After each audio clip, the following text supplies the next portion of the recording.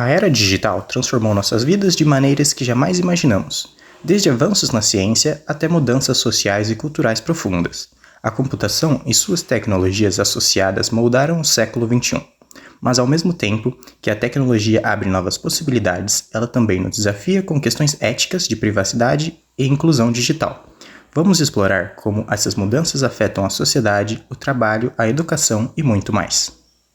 A revolução da informação e comunicação transformou completamente a maneira como vivemos, trabalhamos e nos conectamos. Tudo começou nos anos de 1980, quando os computadores pessoais se tornaram acessíveis, trazendo a tecnologia para nossas casas. Nos anos de 1990 e 2000, a internet surgiu como uma força global, conectando pessoas ao redor do mundo, de forma nunca antes vista. O compartilhamento instantâneo de informações revolucionou nossas vidas, dando origem a novas indústrias e mudando a forma como fazemos negócios.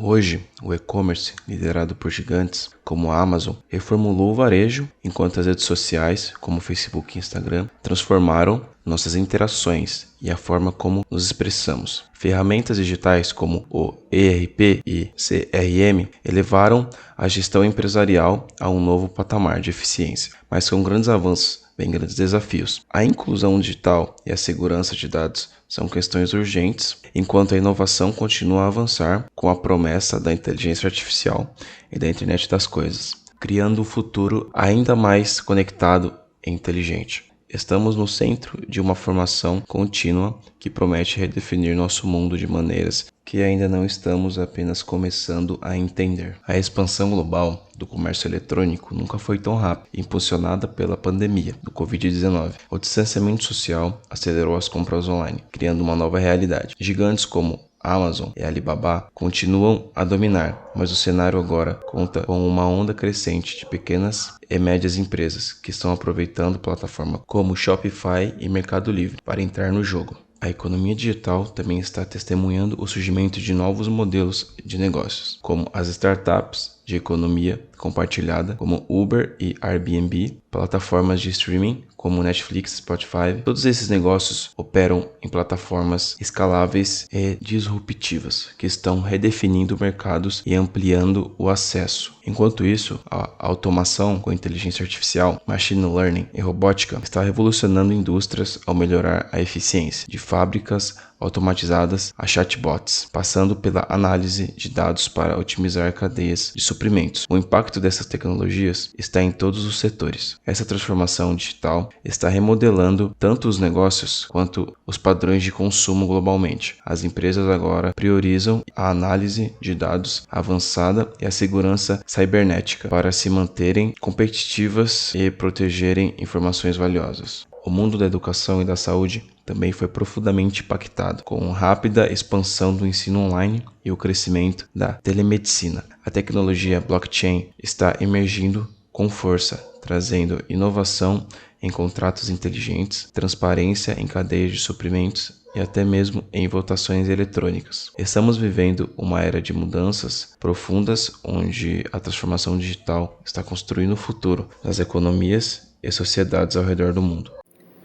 O mercado de trabalho, como o conhecemos, passou por uma transformação radical nos últimos anos. A introdução da automação, juntamente com os avanços da inteligência artificial, redesenhou completamente a paisagem profissional. Novos tipos de emprego surgiram em áreas como a ciência de dados, a cibersegurança e desenvolvimento de inteligência artificial, enquanto profissões tradicionais, que antes eram fundamentais, têm se tornado obsoletas ou extremamente reduzidas. Esse novo cenário não apenas nos apresentou ferramentas inovadoras para realizar tarefas de maneira mais eficiente, mas também impôs uma demanda por novas habilidades e competências, a capacidade de se adaptar, de aprender continuamente e de dominar tecnologias emergentes, tornou-se essencial para se manter relevante nesse ambiente em constante evolução. A revolução digital também impactou profundamente a forma como aprendemos. A educação online, impulsionada por plataformas como Coursera, Khan Academy e muitas outras, está democratizando o acesso ao conhecimento em uma escola nunca antes vista. O aprendizado à distância agora permite que qualquer pessoa, em qualquer lugar do mundo, tenha acesso a cursos, palestras e formações de alta qualidade, oferecidos por universidades e especialistas renomados. Essa flexibilidade de estudo está conectando indivíduos a novas oportunidades, removendo barreiras físicas e financeiras que antes limitavam o acesso ao ensino. seja para se qualificar em uma nova profissão, adquirir um diploma ou simplesmente expandir conhecimentos. A educação online está transformando o futuro da aprendizagem. Na medicina, a computação está salvando vidas. Da telemedicina a diagnósticos por inteligência artificial. A tecnologia está revolucionando o cuidado com a saúde. Sistemas de IA analisam exames e imagens com precisão, auxiliando médicos a detectar doenças em estágios iniciais. Wearables monitoram a saúde em tempo real, alertando pacientes e profissionais de saúde sobre anomalias antes que se tornem graves. Consultas médicas virtuais e exames por videoconferência conectam pacientes e especialistas remotamente, enquanto cirurgias assistidas por robôs proporcionam uma precisão aumentada, graças à tecnologia de imagem e controle avançado. Equipamentos de diagnóstico de alta tecnologia, como tomógrafos, scanners de ressonância magnética e dispositivos portáteis de análise, complementam o atendimento. E pacientes com dispositivos wearables, como relógios inteligentes e monitores cardíacos, têm seus dados enviados diretamente para médicos em tempo real. Com tantos dados sendo coletados, a segurança e a privacidade se tornaram grandes preocupações. Vazamentos de dados e ameaças cibernéticas são desafios constantes na era digital. A implementação de criptografia, autenticação multifatorial e a criação de protocolos de segurança são essenciais para proteger as informações pessoais dos usuários. Governos e empresas precisam colaborar para garantir a segurança cibernética em todos os níveis. Firewalls e sistemas de proteção cibernética detectam ameaças, enquanto métodos como criptografia asseguram que dados sensíveis estejam protegidos. Dispositivos de autenticação multifatorial, como tokens de segurança e scanners de impressões digitais, são usados para reforçar a proteção dos acessos. A inclusão digital visa proporcionar acesso equitativo às tecnologias digitais e capacitar indivíduos para participar plenamente da sociedade. A expansão da infraestrutura de internet, como através do projeto Loom do Google e programas de banda larga universal, são iniciativas-chave para reduzir a exclusão digital e promover a igualdade de oportunidades. A capacitação digital é promovida por meio de programas de alfabetização digital e cursos online, focando em grupos vulneráveis. Iniciativas também distribuem dispositivos digitais e desenvolvem tecnologias assistivas para ampliar o acesso e a acessibilidade. A cultura digital engloba práticas emergentes do uso de tecnologias digitais na sociedade. Plataformas como YouTube e TikTok democratizam a criação de conteúdo, enquanto a economia criativa digital permite que artistas monetizem seu trabalho online. Pesquisa e desenvolvimento. Supercomputadores, IA e avanços tecnológicos estão acelerando as descobertas e abrindo novos caminhos para o futuro. Da modelagem climática à medicina personalizada, a ciência e a tecnologia estão intrinsecamente ligadas. A inovação continua dependendo da colaboração entre diferentes disciplinas e nações, criando uma rede global de conhecimentos que transforma a maneira como entendemos o mundo e enfrentamos seus desafios.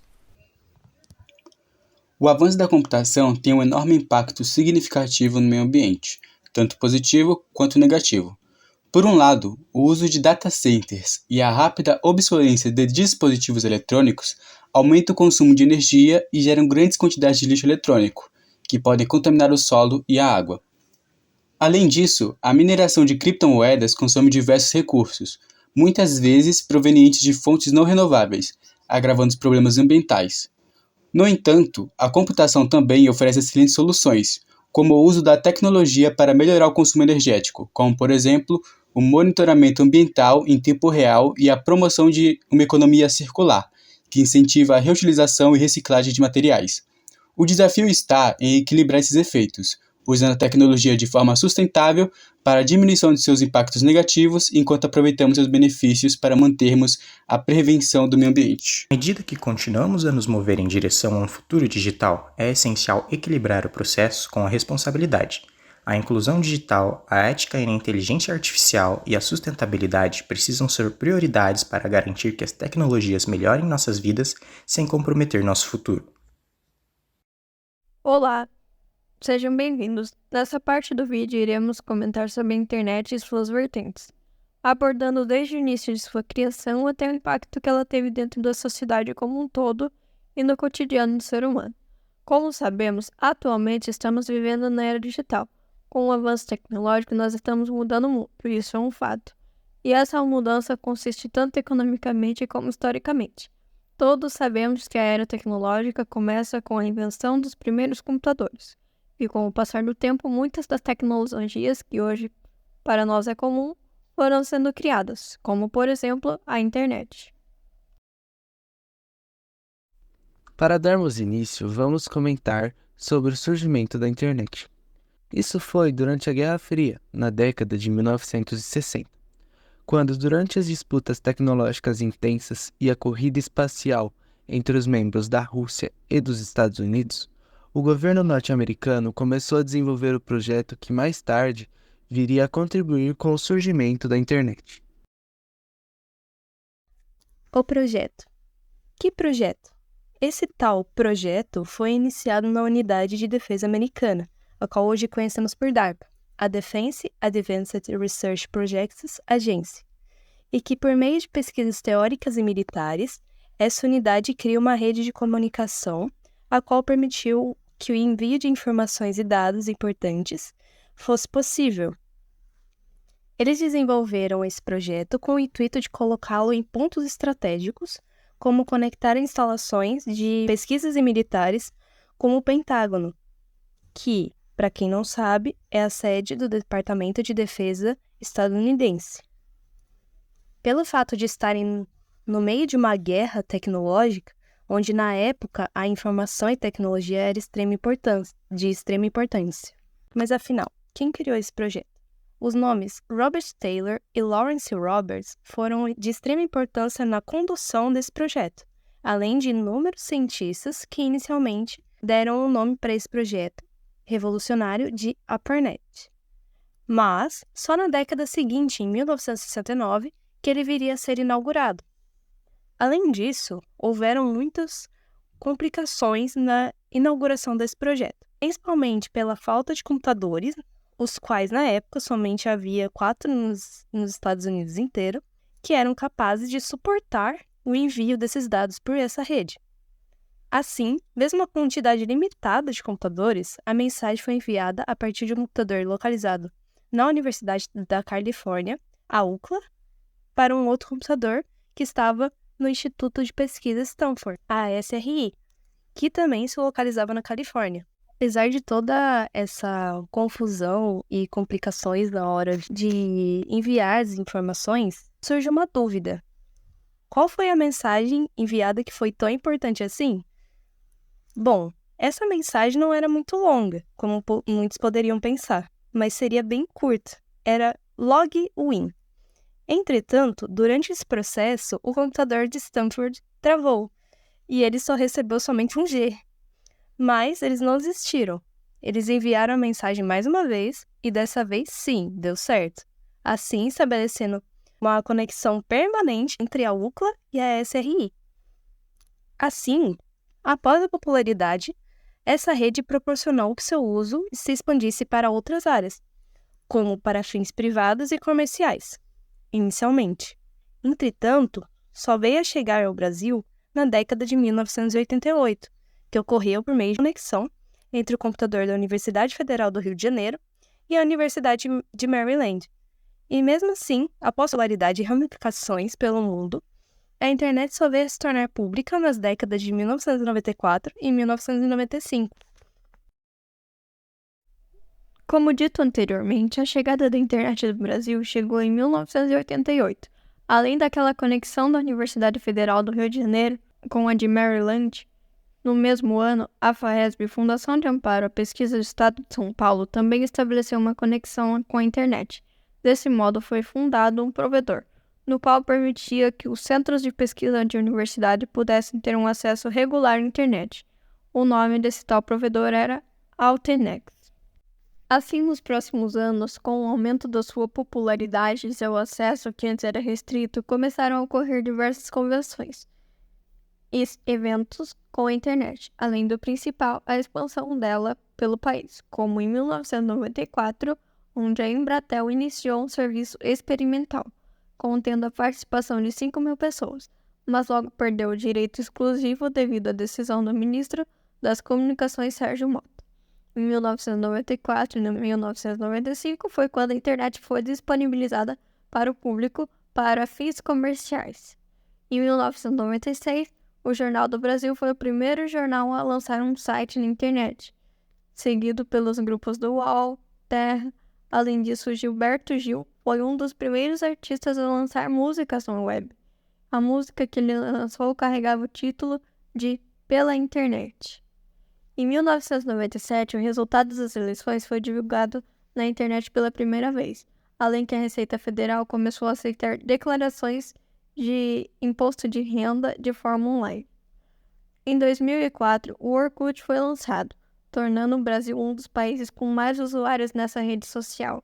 Além, nesse mesmo ano, a Vivo lançou a primeira conexão móvel do 3G.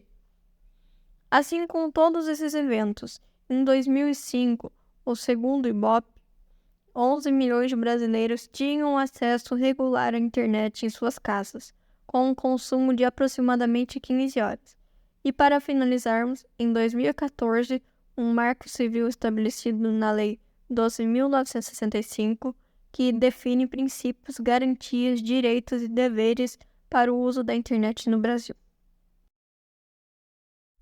Em relação à evolução da internet, será abordado em um formato de linha do tempo, ou seja, indicando o ano e os acontecimentos relacionados ao ano.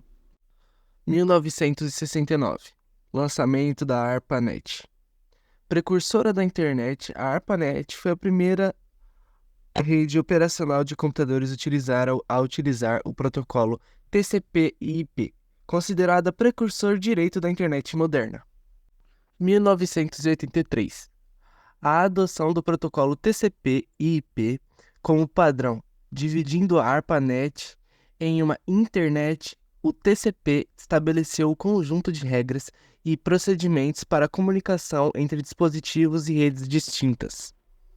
1989 – invenção do World Wide Web, WWW. Por um cientista britânico, o WWW introduziu o conceito de hipertexto, que permite a ligação entre diferentes documentos e recursos através de links. Além disso, URLs foram criadas para endereçar recursos web de maneiras única e universal. 1990 – primeiro servidor web e navegador são desenvolvidos. A criação do primeiro servidor web, Tim Berners-Lee, e do navegador World Wide Web, ou seja, o WWW, foi crucial. Isso permitiu a publicação e acesso dos documentos na internet através de uma interface gráfica. 1993 – lançamento do navegador Mosaic, popularizando a WWW. O navegador Mosaic, desenvolvido por Mark Anderson e sua equipe NCSA, foi crucial para a popularização da WWW, World Wide Web. Ele introduziu recursos gráficos e uma interface mais amigável, facilitando a navegação na web para o público mais amplo. 1995 – crescimento significativo da internet comercial. O comércio eletrônico começou a crescer rapidamente, impulsionando plataformas como Amazon e eBay, que ofereciam a vasta gama de produtos e serviços acessíveis globalmente. De modo geral, a internet causou de fato um grande impacto social e econômico, tanto de maneira positiva quanto negativa. Antes de seu surgimento, era totalmente diferente do que é atualmente, como por exemplo, quão difícil e limitado era o acesso ao conhecimento e informações, que era um processo lento, demorado e trabalhoso. Além disso, o meio de comunicação era ultrapassado, que apesar disso, ainda há pessoas que fazem o mesmo como hobby e estilo de vida. Que é comunicar-se a partir de cartas feitas à mão ou nas máquinas de escrever, sem falar do único meio de comunicação à distância da época, que eram os famosos telefones fixos, que eram caros e limitados. Entretanto, com a disponibilização da internet pelo mundo inteiro, todas essas coisas ficaram bem mais fáceis de acessar. além de serem bem mais rápidas. Por outro lado, a internet também apresenta desafios. A segurança cibernética é uma grande preocupação, com ameaças como hackers e roubos de dados pessoais. A privacidade online é outra questão, pois nossas informações podem ser usadas sem permissão. O vício em tecnologia é um problema, levantando as questões da saúde mental e isolamento social, além da desigualdade digital, onde nem todos têm acesso à internet de qualidade, que amplia as disparidades sociais. Como podemos observar, a internet trouxe muitos benefícios, como o acesso rápido a informações, que foi citado anteriormente, o que permite o estudo de forma mais fácil, rápida e acessível, além de trazer o comércio eletrônico, que novamente facilitou a venda e compra de itens, alguns sem precisar sair de suas próprias casas. Enfim, podemos concluir que a comunicação entre pessoas distantes era um sonho que foi concretizado com o avanço científico. Na década de 60, surgiu a base do que hoje conhecemos como internet. E quando chegou ao público, marcou a indústria da tecnologia, transformando rapidamente a sociedade. Introdução. Diante de todos os fatos abordados, procuramos fazer uma pesquisa em área pelo Google Forms, entrevistando pessoas de Boituva e divulgamos o Forms em alguns estabelecimentos. Obtivemos 44 respostas no total, algumas perguntas sendo respondidas por todas as pessoas e outras não. Gráfico das idades. Com isso, ao analisarmos a primeira imagem, cuja é um gráfico das idades das pessoas que responderam esse formulário, podemos observar que a grande maioria foram adolescentes entre 12 e 15 anos, nos trazendo assim uma perspectiva diferente do que a gente imaginava, onde nosso pensamento de início foi que adultos respondessem mais do que as crianças e adolescentes. Partindo para o próximo gráfico, onde perguntamos se como as pessoas consideram a internet algo bom, obtivemos a resposta de 70% como dependente. Gráfico internet, algo bom? Isso provavelmente você deve ao fato de que a internet trouxe muitas coisas boas, mas também trouxe muitas coisas ruins, o qual podemos analisar em algumas das respostas obtidas, como podemos ver a seguir.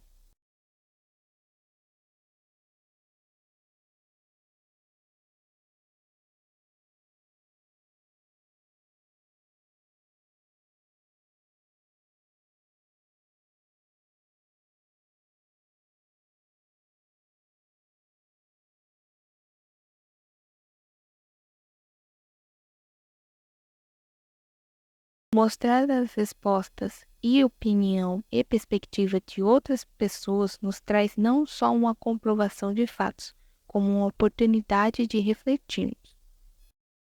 Em relação ao acesso das pessoas na internet, foi questionado que elas possuem acesso regular à mesma. E por mais que, como podemos ver no gráfico, há uma pequena porcentagem de 13% de pessoas que não possuem acesso regular à mesma. Provavelmente isso se deve ao fato de que muitas das respostas e outras pequenas porcentagens foram respondidas por crianças ou adolescentes, que possa ter um responsável que restringe o acesso à internet, limitando um adendo sobre a afirmação é que muitos pais têm medo que seus filhos podem acessar a internet, às vezes por medo da exposição e cercar coisas de seus próprios filhos. Entretanto, também devemos refletir naquela que não possuem ou não têm oportunidade de acessar a internet. Sobre o gráfico entre você acha que a internet mudou o mundo, houve uma unanimidade de 100% das respostas, pois não há discussão de que é um fato a mudança que a internet trouxe ao mundo. Pode ser tanto forma boa ou forma ruim, trazendo vários benefícios, como acesso a informações de forma rápida, mas também malefícios, como por exemplo os vícios em redes sociais. Sobre o gráfico entre você considera a internet algo velho ou novo, tivemos uma variação entre as respostas, porém aquela com mais porcentagem contendo 50% dos votos indica que a internet é algo novo. Podemos refletir sobre as respostas desse gráfico da seguinte maneira: como a internet ainda está presente no nosso cotidiano de forma contínua e frequentemente. Muitas pessoas consideram ela como algo novo. Todavia, ao pesquisar seu surgimento, indicará que a internet surgiu em 1960, durante a Guerra Fria, que foi abordado também durante esse vídeo. Ao analisarmos a segunda maior porcentagem de votos, onde ela teve 22%, com a resposta relativamente nova, onde as pessoas provavelmente devem saber que veio chegar ao Brasil na década de 1995. Uma reflexão de que, apesar de termos colocado essa pergunta, é quase como se fosse um paradoxo. A internet hoje é considerada relativamente nova, porém, cada vez que os anos passam, ela vai ser considerada algo velho. Com isso, podemos refletir o quão a internet é velha ou nova depende da perspectiva da pessoa, como, por exemplo, as crianças, onde a maior parte considera a internet algo novo, pois é a primeira vez que estão tendo contato com ela. Com a chegada da internet, o que mudou na sua vida? Relacionado com a pergunta, infelizmente, obtivemos somente 8 respostas das 44 pessoas que responderam. Porém, ao analisarmos as respostas dessas 8 pessoas, houve variações, é claro. Porém, a maior parte das respostas são relacionadas ao acesso e o estudo que realmente a internet proporcionou tudo isso desde que foi lançado ao público em 1995. Quais foram os sites, fóruns, mídias sociais que fizeram parte da sua infância? Na pergunta, podemos observar uma variação nas respostas bem ampla, principalmente por conta das diferentes idades de pessoas que responderam este formulário. Desde pessoas mais novas que tiveram contato com o YouTube, TikTok, Instagram, até as mais velhas que acessaram o Orkut, Frive, Wikipedia. Entretanto, podemos observar um padrão interessante, onde grande parte das respostas colocaram o YouTube como o que fez parte da sua infância, independentemente da idade. Podemos ver que, apesar do YouTube ser relativamente antigo, muitas pessoas, até da nova geração, ainda utilizam essa plataforma de vídeo. Você acha que com a evolução da internet fez com que nos tornássemos pessoas melhores? Na última pergunta, o que na nossa opinião é uma das mais interessantes, trazemos a ideia do bem e do mal, que foi muito presente tanto na filosofia grega como na filosofia religiosa. Essa pergunta nos faz refletir sobre o que nos tornamos como seres humanos, após a invenção e compartilhamento da internet. Ao analisarmos as respostas, podemos ver a afirmação, negação e dúvida. Isso se deve pois essa é uma questão importante a ser refletida e debatida. Por isso há tanta discrepância entre as respostas. Nosso objetivo com essa pergunta foi trazer diferentes pontos de vista sobre esse questionamento, que nos fará ter diferentes visões sobre uma única questão: se a internet nos fez seres humanos piores ou melhores. Há de relembrar sobre o que estamos falando exatamente. Não é sobre a tecnologia, é sobre a internet. A internet trouxe benefícios imensos, como a comunicação instantânea, acesso à educação, pesquisa fácil e muita informação. Porém, também trouxe desafios, como a disseminação de notícias falsas e ataques a dados pessoais. E mesmo com os problemas, a internet segue revolucionando o mundo, embora ainda existam 2,5 bilhões de pessoas sem acesso à internet, que é cerca de 33% da população global.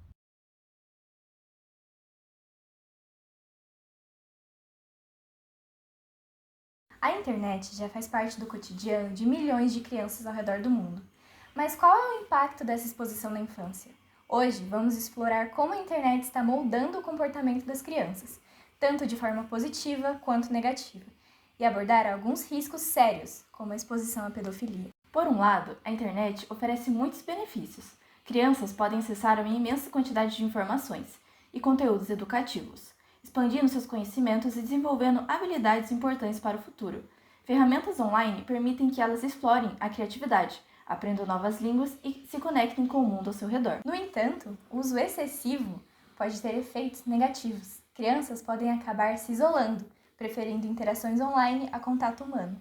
Estudos mostram que entre 50% e 70% das crianças de 5 a 8 anos já preferem as telas. Para aquelas entre 9 e 11, esse número pode chegar a 80%. Isso pode levar a menos atividades físicas, dificuldades de socialização e problemas de atenção. Além disso, um dos maiores riscos é a exposição a conteúdos inapropriados e perigosos, como assédio por parte de pedófilos em plataformas online. Sem a devida supervisão, crianças podem ser vulneráveis a esses crimes, tornando-se alvos de predadores que aproveitam de ambientes digitais para ganhar a confiança delas. Em resumo, a internet pode ser uma ferramenta poderosa para o desenvolvimento das crianças, mas também apresenta riscos sérios que não podem ser ignorados. Além de promover o equilíbrio entre o uso de telas e atividades tradicionais, é essencial que os pais acompanhem de perto o que os filhos estão acessando online para garantir sua segurança. Com orientação adequada, podemos garantir que as crianças usem a tecnologia de forma segura e enriquecedora, sem comprometer seu bem-estar. Vamos criar um ambiente digital que seja tanto educativo quanto seguro para elas. O meu nome é Letícia. Meu nome é Tatiane. E a nossa parte da pesquisa ela foi mais voltada para os adolescentes e como a internet interfere na vida deles. Então, para melhor abordagem do tema e para melhor obtenção de dados, a gente resolveu trabalhar com uma pesquisa de campo, onde a gente entrevistou adolescentes de 15 a 18 anos, e aí a gente chegou a algumas conclusões que a gente acha válido trazer algumas reflexões. Que a internet ela acaba interferindo na vida das pessoas é um fato, e isso acontece independente da faixa etária. Mas o que a gente percebeu é que na galera de 15 anos acaba atrapalhando e intervindo de uma maneira negativa, porque como eles acabam passando mais tempo presos na tela e em jogos, sem consciência alguma, acaba atrapalhando na comunicação entre familiares e amigos, enquanto para os mais velhos, acaba aproximando de familiares mais distantes, por exemplo. E eu acho que é muito aquilo que a gente já tinha comentado antes durante toda essa pesquisa, que é o fato de que os mais novos, eles cresceram na pandemia, né? Também. Então, eles têm mais essa coisa de passar mais tempo nas telas, e eu acho que foi mais um impulso para eles serem uma geração que se mostra mais tímida. Total. E mais fechada. Eu sinto que quanto mais eu conheço pessoas mais novas, mais tímidos eles são. E mais eles ficam nessa coisa do celular e não constroem relações muito sólidas, eu acho. Pelo menos eu sinto isso. Eles não conseguem também prender muito tempo olhando olho no olho. Foi até estranho. Exato. Eles são muito tímidos, muito fechados, eu acho. A gente percebeu também que problemas com comparação foram mais evidenciados no gênero feminino.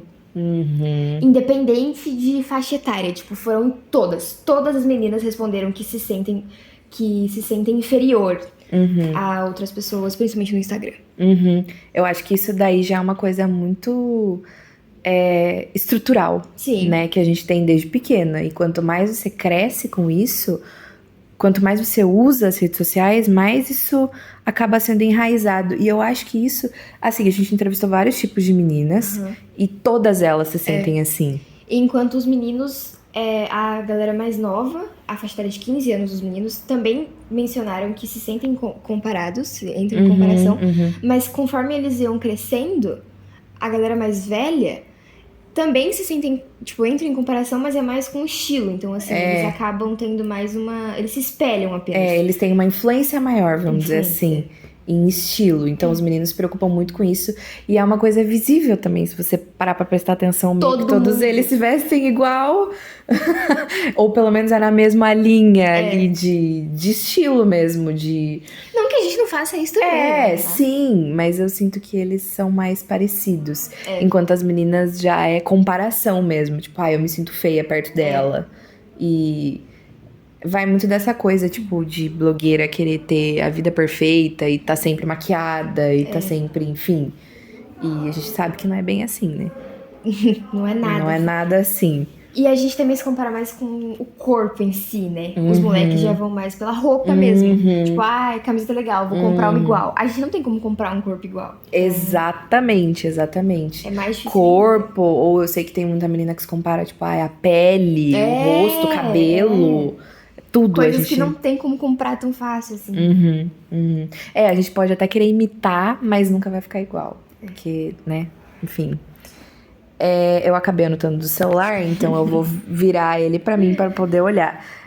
A gente percebeu também que, independente da idade, as pessoas, apesar dos mais novos terem mais essa dificuldade, a maioria dos entrevistados no geral respondeu que ainda prefere se comunicar olhando olho no olho.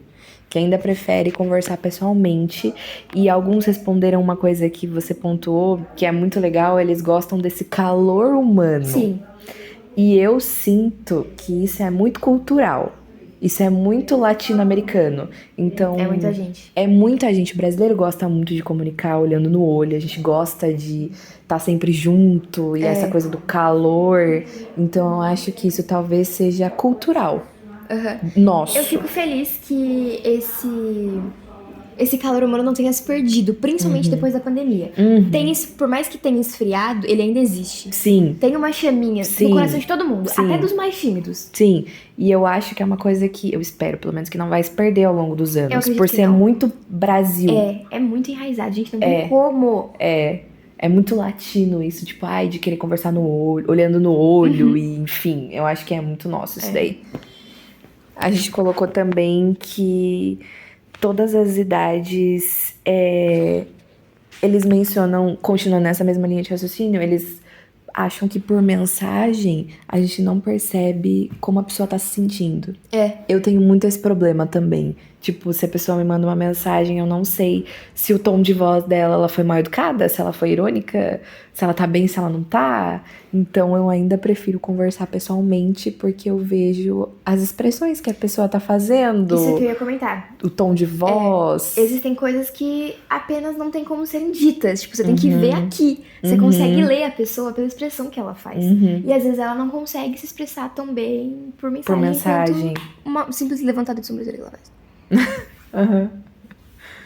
A gente mencionou, percebeu também que todo mundo se acha influenciável, principalmente no meio da internet, né?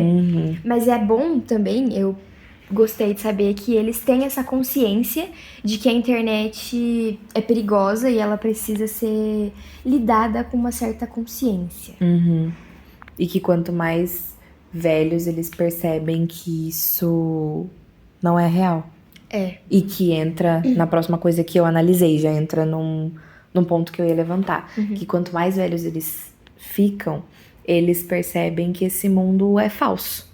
E que as coisas que a gente acompanha nem sempre são reais. Então aquela pessoa nem sempre vai estar maquiada o tempo todo. Principalmente no Instagram, né? Principalmente no Instagram, que Meu Deus, é uma rede muito perfeita.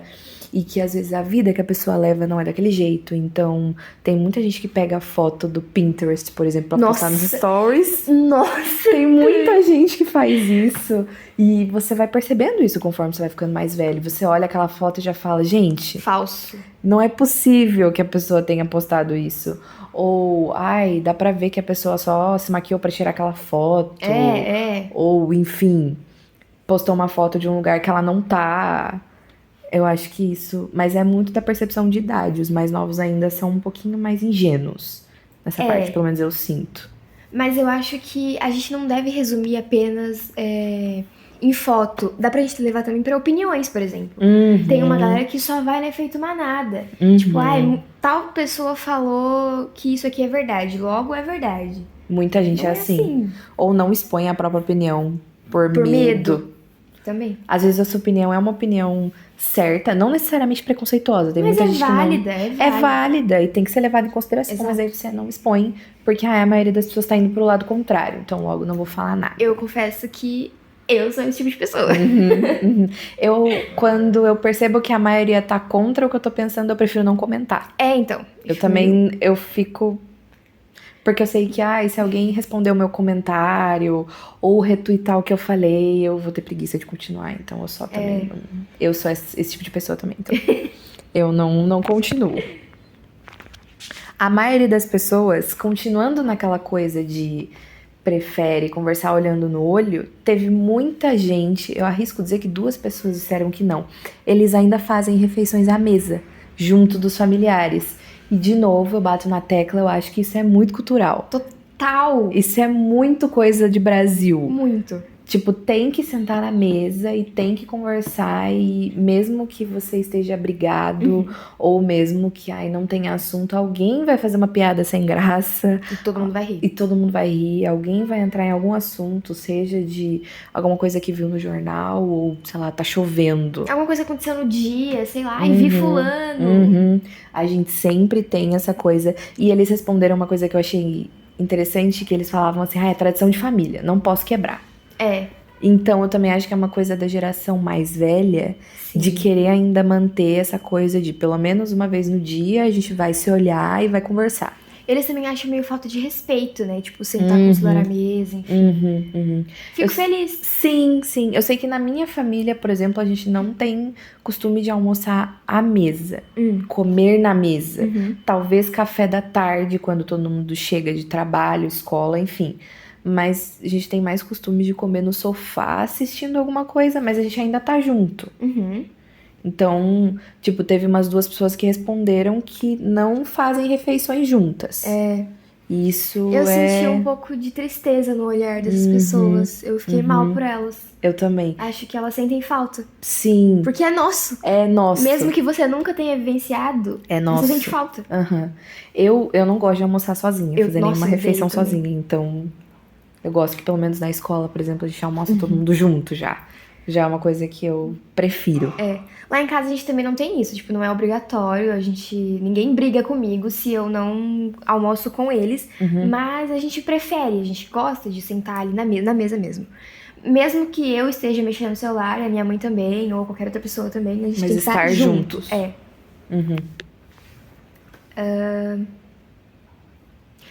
A gente percebeu também que a maioria das pessoas que a gente entrevistou mencionou que já tiveram ou já fizeram, ainda tem, amizades apenas online. E aí eu fiquei me perguntando, será que foi maiormente na parte da pandemia?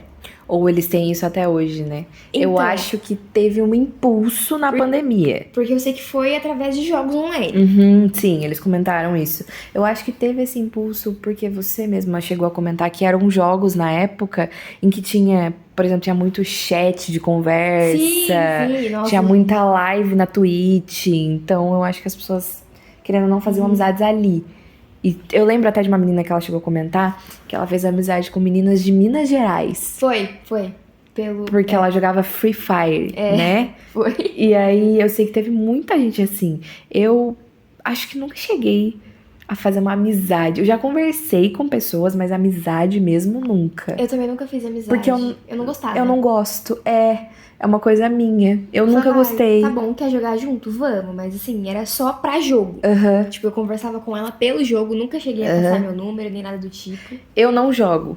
Então, eu não jogo mais, mas eu jogava na pandemia. Eu nunca joguei. Nem na pandemia? Acho que joguei Free Fire, mas por pouquíssimo tempo, assim. Eu não sou essa pessoa dos jogos. Então, eu cheguei a conversar com pessoas, tipo, por WhatsApp mesmo. Sério? Mas não durou muito tempo porque eu sinto que não é a mesma coisa. E também não tem muito o que falar também, né? Tipo, vamos jogar hoje. Eu acho que eram, se eu não me engano, grupos que eu tinha de comunidades, assim, tipo, gosto de coisas em comum. Tinha muito, essa época ainda tá, hoje em dia virou aqueles canais que tem Instagram, sabe? Tipo, canal de transmissão, se eu não me engano. Agora eles fazem isso pro WhatsApp também. Ah, sei. Eu lembro que numa época eles faziam isso, só que você podia mandar mensagem. Hoje em dia é bloqueado, é só o administrador. Mas aí eu acho que eu entrei em algum canal assim, aí eu conversei com pessoas, mas nunca foi uma coisa que, ai, nossa, gostei muito. É diferente, né? É muito diferente. Esquisito. Eu prefiro fazer pessoalmente. A gente colocou também que alguns adolescentes, a partir dos 16 anos, os mais velhos, eles procuram muito, assim, quando estão tristes ou quando estão entediados, buscarem vídeos engraçados ou vídeos que te entretenham. E aí eu acho que é muito essa coisa da dopamina rápida. A gente tá muito se acostumando com isso. Eu sou uma pessoa que sou muito assim. Quando eu tô entediada ou quando eu tô num dia ruim, eu particularmente, que gosto mais de entrar no YouTube. Então eu procuro um vídeo comprido, eu assisto muito aqueles caras, né? Nossa, eu também. Então o vídeo comprido pra mim é certeza que eu vou rir. Vídeo de 30 minutos e aí às vezes eu vou fazendo alguma outra coisa ou não, eu quero só assistir aquilo. TikTok também funciona, porque é uma coisa que... Mas aí é mais rápido, né?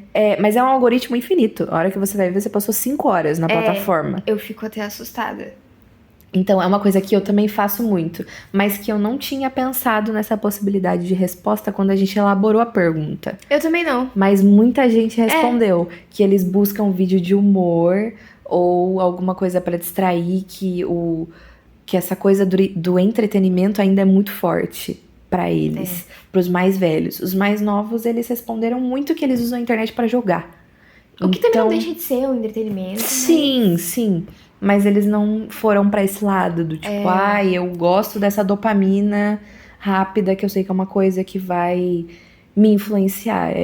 Por um lado é meio triste, né, que as pessoas não busquem outras coisas. Sim, é que eu acho que muita gente também usa de escape, né? Tipo, tô triste, vou ver um vídeo engraçado, pronto, fiquei feliz. Não é assim que funciona, a gente sabe, mas por hora funciona. Então, é uma solução rápida.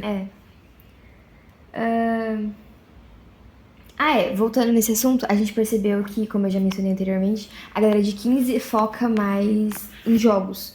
E, consequentemente, acabam passando um tempo maior dentro da internet. Enquanto os mais velhos, na faixa dos 18, acredito eu, eles passam menos tempo. Isso falando em tempo de lazer, né? Porque a gente sabe que existem muitas pessoas que usam da internet para trabalho. Então, a gente não tá contando esse tempo. Mas eles acabam usando mais pra uma parte menor do tempo deles. Porque, vamos ser sinceros, né? Quando a gente cresce, a gente prefere dormir no tempo que tem livre. Ou não tem tempo livre e acaba precisando fazer outra coisa. Tipo, sei lá, arrumar uma casa. Quanto mais você cresce, mais responsabilidade você tem. Então, você ou não tem esse tempo de descanso, ou você vai preferir descansar mesmo. Eu sinto muito isso. Conheço muita gente que trabalha, que às vezes o único tempo que passa ali na internet para lazer é, por exemplo, na hora do almoço, que assiste uma série ou entra no Instagram. Mas o resto do dia é ocupado por outras coisas. Vamos ser realistas, né? Isso quando a pessoa tem um tempo de almoço digno. E não só pra você comer e escovar o dente. Pois é. Que muita gente passa por isso, principalmente acredito em escala 6x1. Ninguém tem tempo pra assistir uma série no O único horário de tempo almoço. que tem é final de semana e aí chega cansado em casa. E tem um monte de coisa pra fazer, filho pra cuidar. Exatamente, meu Deus. Sim. Ou às vezes tem, sei lá, cachorro, gato, que também ocupa tempo. Mas os mais novos usam mais pra gastar tempo jogando. E os de 16, 17 que a gente não trouxe muito em foco, assim, eles passam mais no Instagram mesmo, TikTok também. Eles são muito alienados, meu Deus do céu. Muito alienados. Chegou a ser meio preocupante. Qual que foi o máximo de hora que a gente recebeu? Foi 20 18? horas. Foi mais de 18, né? Mais de 18 horas. Eu fiquei tipo assim, como é que você dorme? Você não dorme? Exatamente. Gente, eu acho que o máximo que eu passo é 5. O máximo, eu chego ali no 5 de boinha. Mas eu não passo de 8. Nossa, eu acho que eu não passo de 5. Eu chego no 5 de boinha, às vezes. Óbvio que final de semana esse horário sobe, né? Sobe. Mas Mas de semana a gente já não tem o tempo. Fora que eu tenho muito sono. Então eu prefiro passar. Eu sou do pessoal que passa tempo dormindo. Eu faço isso também. Não tem como.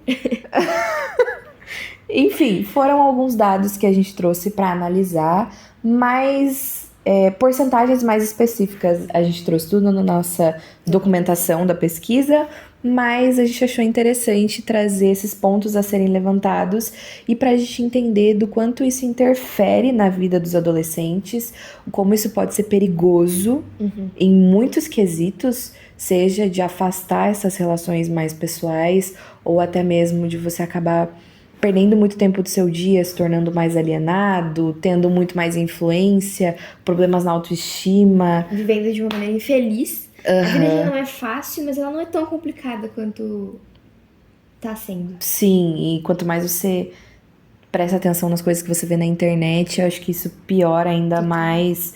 E, enfim, faz com que você também não tenha uma saúde mental boa ou não saiba lidar com os próprios sentimentos. E são problemas que devem ser levados em consideração e devem ser tratados de melhor forma, principalmente agora. Eu acho que quanto mais a sociedade evolui, mais se deve prestar atenção em como isso está afetando as gerações mais novas. As comunidades digitais são uma das principais formas em que a internet conseguiu evoluir do jeito que ela é. E praticamente, se você olhar para qualquer tipo de pessoa por aí, seja qualquer uma delas, possuindo um celular, um tablet ou um computador, ela com certeza faz pelo menos parte de uma comunidade na internet.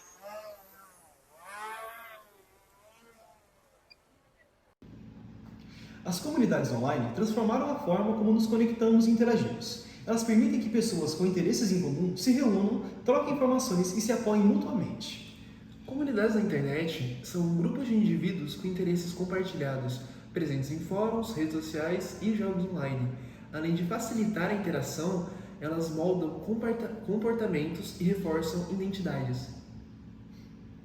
Essas comunidades promovem o compartilhamento de conhecimento e oferecem redes de apoio emocional. Plataformas como o Reddit e grupos de apoio no Facebook amplificam como esses espaços são transformadores, promovendo a troca de experiências e o fortalecimento de laços sociais. As comunidades digitais satisfazem a necessidade humana de pertencimento, mas também podem estimular comportamentos desinibidos e polarização de grupo. O anonimato, especialmente em plataformas como 4chan, pode tanto incentivar autenticidade quanto comportamentos agressivos. Apesar dos benefícios, as comunidades online também enfrentam desafios como o cyberbullying e a disseminação de desinformação. A falta de moderação e o anonimato podem amplificar os impactos negativos, como no caso dos grupos anti-vacina no Facebook. As comunidades online têm grande potencial de conexão e aprendizado, mas é essencial promover o uso responsável e equilibrado das plataformas para minimizar os efeitos negativos e maximizar o apoio mútuo.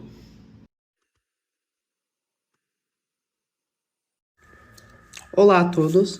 Hoje vamos falar sobre um tema muito importante, a segurança digital e a proteção online para os jovens, especificamente aqueles de 15 e 18 anos. Vamos explorar a percepção desses jovens em relação ao cyberbullying, proteção de dados e segurança online.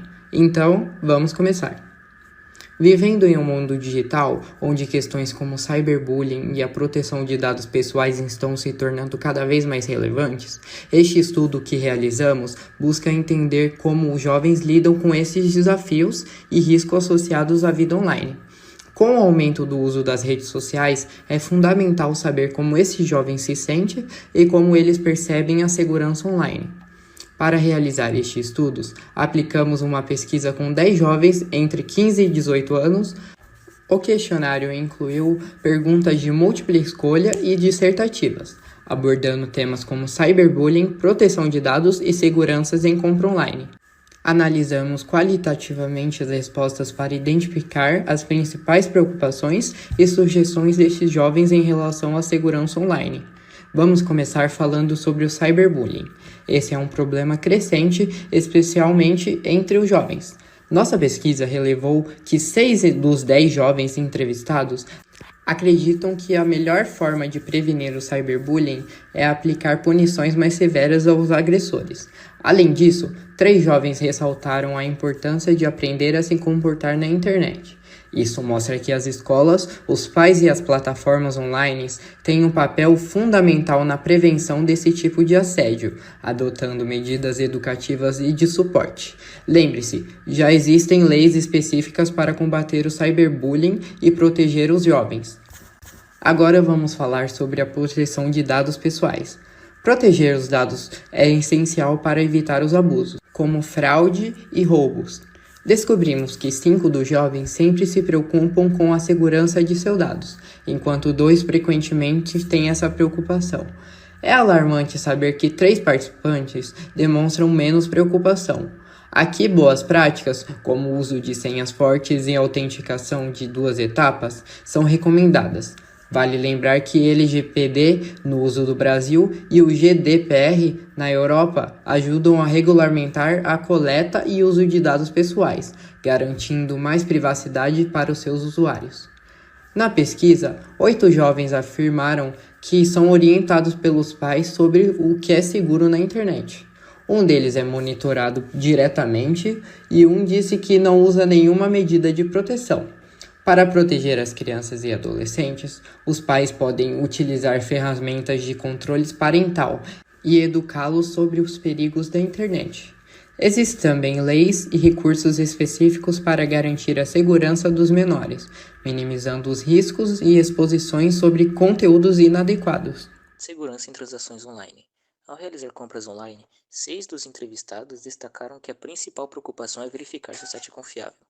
Outros mencionaram o uso de formas seguras de pagamento e a importância de não compartilhar dados desnecessários.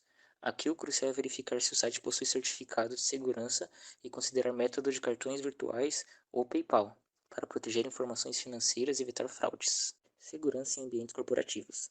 Embora nosso foco seja nos jovens, é importante destacar que as empresas também precisam adotar políticas de segurança para proteger dados corporativos e de clientes.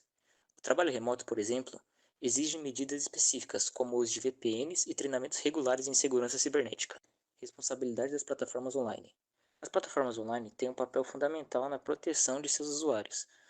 Os jovens sugeriram que as redes sociais devem aplicar melhores punições para os agressores e desenvolver ferramentas de denúncia mais eficazes. Além disso, sugeriram o uso de restrições de palavras ofensivas e monitoramento constante.